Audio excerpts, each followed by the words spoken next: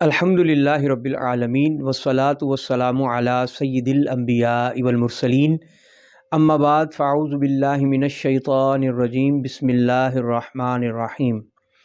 احباب ذی وقار، پچھلی ویڈیو میں بدنام زمانہ تقیہ باز رافضی مرزا محمد علی انجینئر کے بارے میں گفتگو ہو رہی تھی، جو اس نے منی گاڈ کے بارے میں اپنا ایک فاسد اور باطل عقیدہ پیش کیا۔ یہ اپنی متعدد تقریروں میں یہ بات کہہ چکا ہے کہ بریلوی حضرات نبی کریم صلی اللہ علیہ وسلم کو الہ ہی ڈکلیئر کیے ہوئے ہیں۔ یہ اس کی متعدد کلپس میں موجود ہے کہ بریلوی حضرات نبی کریم صلی اللہ علیہ وسلم کو الہ ہی ڈکلیئر کیے ہوئے ہیں، صرف ذاتی اور عطائی کا فرق کرتے ہیں، خالق اور مخلوق کا فرق کرتے ہیں۔ اور اللہ تعالیٰ نے اس کو یوں رسوا کیا کہ جب اس نے منی گاڈ کا تصور پیش کیا اور لاکھوں کروڑوں اربوں خدا مان لیے جنت میں، تو اب اس کو ڈیفینڈ کرنے کے لیے اس نے کہا کہ میں نے جو الہ کی جو بات کی تھی منی گاڈ کی، اس میں نے ذاتی اور عطائی کا اور خالق و مخلوق کا فرق کیا تھا۔ اہل سنت و جماعت کا موقف یہ ہے کہ یہ فرق ذاتی عطائی کا، خالق و مخلوق کا، یہ فرق ہونے کے باوجود کوئی بھی منی گاڈ نہیں ہو سکتا، کوئی بھی الہ نہیں ہو سکتا، کسی بھی سچویشن میں، کسی بھی صورت میں، کسی بھی تعریف میں، ڈسکرپشن میں، ڈیفینیشن میں، کسی بھی طرح کوئی بھی شخص الہ نہیں ہو سکتا، نہ منی، نہ اسمال، نہ لارج۔ فاتح منگولیت حضرت علامہ شیخ الحدیث و تفسیر مولانا مفتی راشد محمود صاحب رضوی دامت فیوزہم نے اس موضوع پہ انتہائی مختصر، مدلل اور جامع گفتگو کر کے اس کا ناطقہ بند کیا، اس کو لاجواب کیا۔ اب اس نے صورت یہ نکالی ہے اس کو ڈیفینڈ کرنے کے لیے کہ ذاتی اور عطائی کا بھی مان گیا اور خالق و مخلوق کا بھی مان گیا۔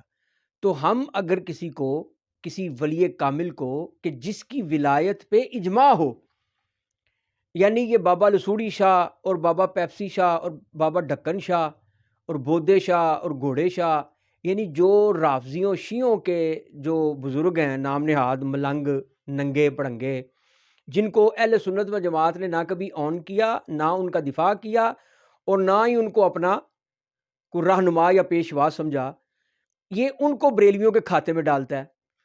اور مسلک حق اہل سنت و جماعت، احناف، بریلوی، ان کی کتابوں سے عبارات کو توڑ مڑوڑ کے پیش کرتا ہے اور ان کے اپنے مطالب و مفاہیم بیان کر کے تو یہ ثابت کرنے کی کوشش کرتا ہے کہ بریلوی حضرات جو ہیں وہ منہج قرآن و حدیث سے ہٹکے ہیں، جبکہ یہ اس کا دھوکہ ہے۔ اگر اس کے پاس کوئی ویلڈ پوائنٹ ہو یا اس کے پاس کوئی اتھینٹک دلیل ہو، اپنے دعوے پہ دلائل کا انبار ہو، تو یہ لازماً کسی نہ کسی عالم سے، کسی نہ کسی مناظر سے سر عام بیٹھ کے، آن لائن بیٹھ کے، آن کیمرہ بیٹھ کے گفتگو کرنے میں کبھی بھی نہ ہچکچائے۔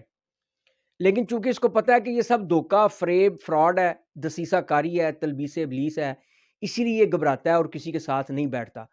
یعنی وہ دعویٰ یا وہ موقف جو اس کا پہلے تھا کہ بریلویوں نے نبی کریم صلی اللہ علیہ وسلم کو اللہ مانا ہوا ہے، الہ مانا ہوا ہے، لیکن یہ ذاتی و عطائی کا فرق کرتے ہیں، یہ ڈکوسلا دیتے ہیں، جی وہ ذاتی اور وہ عطائی، اور یہ خالق اور مخلوق کا فرق، ویسے یہ الہ ہی مانتے ہیں۔ تو اسی نے وہی بات کر کے اسی کو اپنا موقف بنا لیا اور دلیل یہ دی کہ میں نے جو منی گاڈ کہا تھا نا، وہ ان معنوں میں کہا تھا کہ دیکھیں اللہ بھی زندہ ہمیشہ کے لیے، اور اس کے بعد جب حساب و کتاب ہو جائے گا تو جنت میں جانے والے بھی زندہ۔ ٹھیک ہو گیا۔ اب اگر یہ دلیل کسی کے منی گاڈ بننے پہ کارآمد ہوتی ہے یا پوری اترتی ہے، تو میرا ان کے ماننے والوں سے، جی ایم آفیشل والے سے، حماد چیمہ سے، شاہد اینڈ بلال سے، اور دوسرے تیسرے چوتھے آسک امام اور نور ہدایت وغیرہ جتنے بھی ان کے چینل ہیں اور جو بھی یہ فیس بک پہ یا سوشل میڈیا پہ موجود ہے، میرا ان سے سوال ہے کہ اگر ہمیشہ زندہ رہنا منی گاڈ ہونے کی دلیل ہے، تو کیا شیطان ہمیشہ زندہ نہیں رہے گا جہنم میں جانے کے بعد؟ کیا جہنمی جہنم میں چلے جائیں گے اور جنتی جنت میں چلے جائیں گے، تو کیا اس کے بعد ایک مینڈا لا کے اس کو ذبح نہیں کیا جائے گا؟ اس مینڈے کو کہا جائے گا کہ یہ موت ہے اور آج اس موت کو موت آ گئی، یعنی اب موت نہیں آئے گی، جنتی خوش ہو جائیں گے اور جہنمی جو ہے وہ پریشان ہو جائیں گے، اذیت میں مبتلا ہو جائیں گے کہ اب یہ عذاب ہمیشہ ہمیشہ کے لیے رہے گا۔ تو اگر ہمیشہ ہمیشہ کے لیے زندہ رہنا، کیونکہ عذاب سہنے کے لیے زندہ رہنا دلیل ہے نا، ضروری ہے نا، تو وہ اب ہمیشہ ہمیشہ عذاب سہیں گے اور ہمیشہ زندہ رہیں گے، تو کیا ان کو بھی منی گاڈ کہا جائے گا؟ یہ میرا سوال ہے، اس کا اگر کوئی جواب دینا چاہے تو وہ ضرور دے۔ الحمدللہ قیامت آ جائے گی، ان کی لاشیں سڑ گل جائیں گی یا اپنی قبروں میں جانے سے پہلے بدبو چھوڑ دیں گے، لیکن اس کا جواب نہیں دے پائیں گے۔ بھئی اس کی دلیل یہ ہے، یہ کہتا ہے کہ جنت میں خدا اپنی خدائی صفات دے گا۔ پچھلے کلپ میں نے اس کا کلپ کا لنک بھی میں نے ڈسکرپشن میں شیئر کیا تھا، وہ آپ پچھلے میرے ویڈیو کلپ میں دیکھ سکتے ہیں، اور اب بھی میں اس کو شیئر کر دوں گا ڈسکرپشن میں، آپ اس کو دیکھ لیجئے گا کہ یہ کہتا ہے کہ خدا اپنی خدائی صفات دے گا، خدا اپنی صفات نہیں دیتا، کیونکہ جس طرح خدا کی ذات لا فانی ہے، لامحدود ہے، اسی طرح اس کی صفات بھی لا فانی ہیں اور لامحدود ہیں اور اس کی ذاتی ہیں، اور بندے کی جو صفات ہیں وہ محدود ہیں، حادث ہیں، یعنی جس طرح بندے کو کی فنا ممکن ہے اسی طرح اس کی صفات کی بھی فنا ممکن ہے، اور اگر اس میں اللہ کی صفات مانی جائیں تو وہ تو ممکن ہے کہ وہ فنا ہوں گی، تو اللہ کی صفات تو فنا نہیں ہوتی، جس طرح اللہ تعالیٰ فانی نہیں ہے اسی طرح اس کی صفات بھی فانی نہیں ہے۔ تو اب اگر کوئی یہ بات کہے کہ جی وہ جو صفت بندے کے پاس ہے وہ خدا کی صفت میں سے کچھ حصہ دیا اس کو، 2%، 5%، 10%، 1/4 یا 10/2، تو یہ بات غلط ہے، یہ شرک ہے، اسی کو شرک کہتے ہیں۔ ہم حضور سیدنا غوث اعظم عبد القادر جیلانی ہوں، ہم حضور سیدنا داتا گنج بخش علی اجمیری ہوں، باجد بستامی ہوں، اولیاء کاملین ہوں، جتنے بھی معین الدین چشتی اجمیری جن کی ولایت پہ اجماع ہے، یہ پیپسی شاہ، یہ ڈھکن شاہ، لسوڑی شاہ، لون شاہ، ان کی ہم بات نہیں کر رہے، اور نہ ہی ہم ان کو ولی مانتے ہیں، ہم ان کی بات کرتے ہیں جن کی ولایت پہ اجماع ہے۔ داتا گنج بخش علی اجمیری رحمۃ اللہ تعالی علیہ کی ولایت پہ 1000 سال سے اجماع ہے، مطلب آج کا کوئی ڈھومرا، آج کا کوئی انجینئر یوٹیوبر اٹھ کے یہ کہہ دے کہ جی میں داتا صاحب کو ولی نہیں مانتا، تو نہ ماننے سے کیا ہوگا؟ یعنی کہ وہ کہتا میں نہیں مانتا، تو اس کا یہ کہنا میں نہیں مانتا کوئی دلیل تو ہونی چاہیے نا اس کے پاس۔ اگر کہ جی ان کا قرآن میں نام نہیں ہے، تو جن کو تم حرف آخر سمجھتے ہو، غامدی کا نام قرآن میں نہیں ہے، مدودی کا نام قرآن میں نہیں ہے، زبیر علی زئی کا نام قرآن میں نہیں ہے، ناصر الدین البانی کا نام قرآن میں نہیں ہے، تو کیا تم ان کو بھی چھوڑ دو گے؟ ان کے بارے میں بھی وہی گندے لفظ بولو گے جو داتا گنج بخش علی اجمیری حضور سیدنا غوث اعظم عبد القادر جیلانی کے بارے میں بولتے ہو؟ اور جن کتابوں میں تم نے سیدنا غوث اعظم عبد القادر جیلانی کی کرامات پڑھی ہیں، ان کے حالات زندگی پڑھی ہیں، یا جن کتابوں میں تم نے یہ پڑھا ہے کہ غنیت الطالبین حضرت سیدنا شیخ عبد القادر جیلانی کی کتاب ہے، انہی کتابوں میں حافظ ذہبی جیسے نے عظیم محدثین جو کہ نقد و جرح کے بادشاہ لوگ ہیں، انہوں نے حضور سیدنا غوث اعظم عبد القادر جیلانی کو حنبلی بھی مانا ہے اور اللہ کا کامل ولی بھی مانا ہے۔ تو ہم ان اولیاء کاملین کی بات کرتے ہیں کہ جن کی ولایت پہ اجماع ہے۔ ہاں آج بھی جو ان کی کرامات کو نہیں مانتے وہ نہیں مانتے، لیکن کرامات کو نہ ماننے کے باوجود وہ ان کی ولایت کا انکار نہیں کرتے، وہ کہتے ہیں یہ کرامات جو کتابوں میں درج ہیں نا یہ جھوٹی ہیں، حالانکہ ان کا یہ کہنا فضول ہے۔ جو کرامات اگر کوئی بیان کرتا ہے اور اس کے پاس اس کی سند نہیں ہے تو اس کے ہم پابند نہیں ہیں۔ جو کرامات مستند کتابوں میں موجود ہیں اور خلاف شرع نہیں ہیں ان کو ہم اون کرتے ہیں اور ان کو ہم تسلیم کرتے ہیں۔ کہتا جی عقل میں نہیں آتی، تو جو عقل میں آ گئی وہ کرامت کائے کی رہی؟ معجزہ عقل میں آتا ہے؟ معجزہ عقل میں نہیں آتا، تو اب کوئی کہے کہ جی عقل میں نہیں آیا لہذا میں معجزے کو نہیں مانتا۔ یہ ملحدین کی تعداد کیوں بڑی ہے؟ یہ مرزا جیلمی کے لیکچر سن کے ہی تو بڑی ہے۔ وہ کہتے ہیں کہ یہ سر عام کرامات کا انکار کرتا ہے، مسلمان ہے، خلفائے راشدین کی بات کرتا ہے اور تابعین کی بات کرتا ہے اور محدثین کی بات کرتا ہے، امام الانبیاء کی بات کرتا ہے، قرآن اس کے ہاتھ میں ہوتا ہے، وہاں پہ آیتیں پڑھ پڑھ کے سناتا ہے۔ تو اگر یہ قرآن پڑھنے والا، خلفائے راشدین کی بات کرنے والا، صحابہ تابعین کی بات کرنے والا، اگر یہ کرامات کا منکر ہے تو ہم معجزات کے منکر کیوں نہیں ہو سکتے؟ یہ ان کا موقف ہے۔ تو جس طرح یہ دلائل مانگتا ہے کرامات پہ عقلی، اسی طرح ملحدین دلائل مانگتے ہیں معجزات پہ عقلی. تو ہم تو الحمدللہ عقلی نقلی سارے دلائل دے سکتے ہیں. یہ دلائل دینے کا تصور بھی نہیں کر سکتا، یہ کسی معجزے پہ کسی کو قائل نہیں کر سکتا، جبکہ ہم کرامات اولیاء اللہ پہ ان کو قائل کر سکتے ہیں، لیکن ہمارے سامنے بیٹھنے کے لیے تیار کوئی نہیں ہے. تو جن اولیاء کاملین کی ولایت پہ اجماع ہے امت کا، ان اولیاء کاملین کو اللہ تعالیٰ نے اگر صفت تکوین سے نوازا ہے تو وہ صفت تکوین اس کی اپنی نہیں ہے، کہ اپنی اس کی صفات تقسیم نہیں ہوتی کہ اس نے کوئی اپنی صفت دے دی ہو بندے کو کہ چلو یہ 98% میرے پاس رہ گئی، 2% تمہیں دے دی. وہ جو بندے کیا وہ تو فنا ہوئے گی، ممکن الفنا ہے، اور اللہ تعالیٰ تو خود واجب الوجود ہے، اور اس کی صفات بھی جو ہیں وہ حادث نہیں ہیں، وہ قدیم ہے اس کی طرح، اس کا عین بھی نہیں ہے، اس کا غیر بھی نہیں ہے. کل میں نے اس کی ساری وضاحت کی تھی.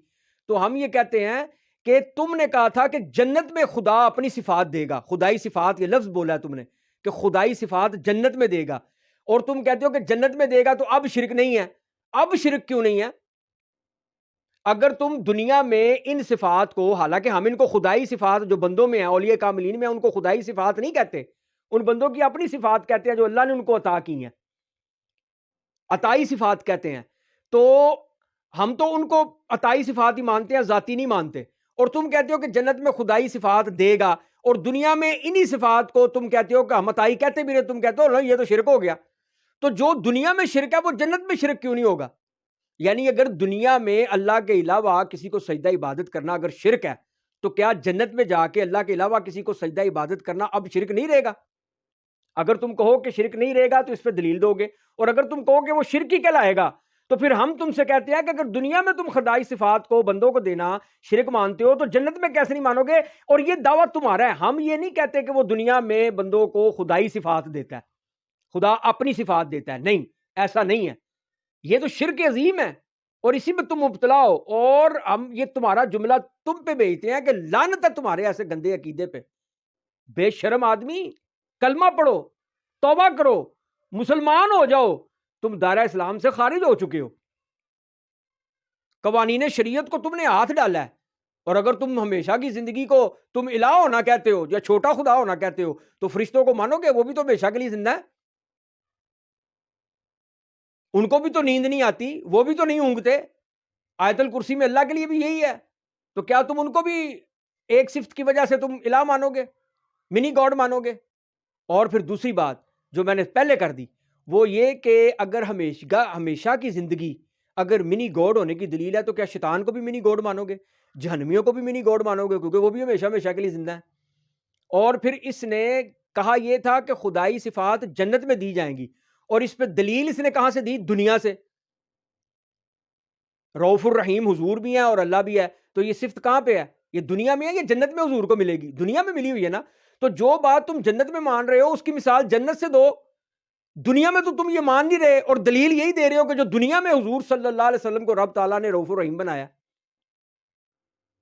تم نے کہا کہ جنت میں خدائی صفات دے گا اللہ، اور تم نے تسلیم کیا کہ سمیع بصیر اللہ کے لیے بھی آیا ہے، بندوں کے لیے بھی آیا، اور سمیع و بصیر اللہ کے لیے بھی آیا. یہ مثال تو تم دنیا میں دے رہے ہو، خالق و مخلوق کا فرق کرتے ہو.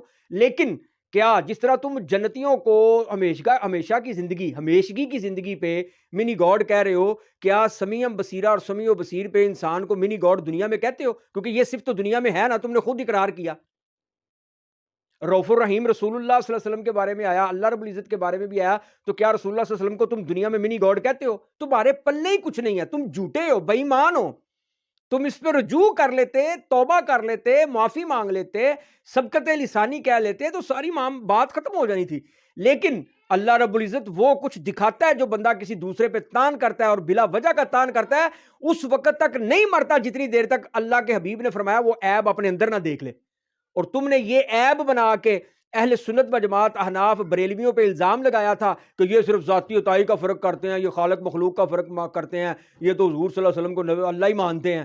اور وہی اللہ نے تمہارے منہ سے نکلوایا جو تم دوسروں کو کہتے تھے، اور دوسرے ایسا کرتے نہیں تھے، لیکن تم نے تان کیا، ان پہ الزام لگایا، بہتان باندھا. اللہ تعالیٰ نے تمہیں غرق کر دیا انہی تمہارے الفاظ میں. تم نے اس حدیث کو کہا کہ جو شخص یہ حضور صلی اللہ علیہ وسلم کی اس حدیث کو مانے کہ جو اپنے جاہلیت کے نسب پہ فخر کرے اس کو کہو کہ وہ اپنے باپ کا آلہ تناسل کاٹ کے اپنے منہ میں رکھ لے. تم نے کہا جس نے اس حدیث کو ماننا ہے وہ پھر بے ایمان ہو جائے. اور پھر تم نے ان احادیث کو بیان کرنے والوں پہ تم نے کتنی گندی باتیں کی. اور تمہارے اپنے ناصر الدین البانی نے اس حدیث کو صحیح کہا ہوا. مسند امام احمد میں مشکاۃ شریف میں یہ حدیث موجود ہے. اور اللہ تعالیٰ نے تم پہ ایسی تمہیں رسوائی اور ذلت کی کشتی میں سوار کر دیا کہ تم نے اسی حدیث کے مصداق خود اپنے منگولی ہونے پہ فخر کیا. تم نے کہا میں منگولوں کی اولاد ہوں. بعد میں تم اس سے بھی پھر گئے کہ جی میں نے فخریہ نہیں کہا تھا تو اور کیا یتیم مسکین بن کے کہا تھا. منگولی کیا فقیر تھے, بھیک منگے تھے, چوریاں ڈاکے مارتے تھے یا اٹھائی گرے تھے, نوسر باز تھے؟ وہ حکمران تھے نا, بادشاہ تھے نا, انہوں نے حکومت کی ہے نا. اور تم نے کہا یہ وہی ہیں جنہوں نے تمہارے اولیاء اللہ وڈے ہوئے ہیں, ان کے گاٹے اتارے ہوئے ہیں. تو یہ فخریہ کہا تھا یا تم نے یہ بھیک مانگنے کے انداز میں کہا تھا یا تم نے یہ عاجزی اور انکساری میں کہا تھا؟ بے ایمان آدمی, جھوٹے, کذاب, دجال. اس قدر تم زبان سے پھرنے والے ہو اور بات کر کے تم ایک جگہ پہ کھڑے نہیں ہوتے. مردوں کا تو یہ شیوا ہی نہیں ہے. تو ہم یہ کہتے ہیں کہ اگر تم منی گاڈ اس بات پہ مانتے ہو, مثالیں دنیا کی دیتے ہو, بات جنت کی کرتے ہو. تم نے خود تسلیم کر لیا کہ رسول اللہ صلی اللہ علیہ وسلم بھی رؤوف الرحیم ہے, اللہ بھی رؤوف الرحیم ہے. تم نے خود تسلیم کر لیا کہ انسان بھی سنتا دیکھتا ہے, اللہ بھی سنتا دیکھتا ہے. خالق و مخلوق کا فرق ہے, ذاتی عطائی کا فرق ہے. تو جب دنیا میں یہ تم فرق مان رہے ہو تو اگر کوئی کسی کی مشکل کشائی کرے یا کسی کی حاجت روائی کرے تو وہ ذاتی کر رہا ہے یا عطائی کر رہا ہے؟ اس کو یہ طاقت اللہ نے عطا کی ہے یا وہ اس کی اپنی ذاتی ہے؟ اللہ رب العزت نے عطا کی ہے نا. یعنی اللہ تعالیٰ اگر کسی کو سنوانا چاہے تو کیا یہ کان پابند ہے؟ یہ سماعت, قوت سماعت پابند ہے کہ قوت سماعت اس کی سلامت ہوگی تو پھر وہ دور سے سنے گا؟ قوت سماعت کا تو اس میں کوئی تعلق ہی نہیں ہے. کرامت اور کہتے کسے ہے؟ اللہ جسے چاہے, جب چاہے, جہاں چاہے, جو چاہے سنوا دے. یہ مالک ارض و سما ہے, وہ ہر چیز پہ قادر ہے. لہذا اگر تم اس طرح کہ جی وہ جنت میں خدائی صفت ہوگی اور ہمیشہ ہمیشہ کے لیے زندہ ہوں گے تو جہنم والے بھی تو ہمیشہ ہمیشہ کے لیے زندہ ہوں گے نا. تو تم نے شیطان کو بھی اور جہنمیوں کو بھی منی گاڈ مان لیا. لعنت اللہ علی الکاذبین. میں اللہ رب العزت سے دعا کرتا ہوں کہ اگر یہ ہدایت کے قابل ہے تو اس کو ہدایت عطا فرمائے, اور اگر یہ ہدایت کے قابل نہیں ہے تو یہ اللہ تعالیٰ اس کو نیست و نابود فرمائے. یہ مرزا جیلمی جونیئر لوگوں کے ایمان خراب کر رہا ہے, اور آپ سے بھی درخواست ہے کہ آپ اپنے بچوں کو اس جانور سے بچائیں جس کا نام مرزا جیلمی ہے. وآخر دعوانا ان الحمد للہ رب العالمین.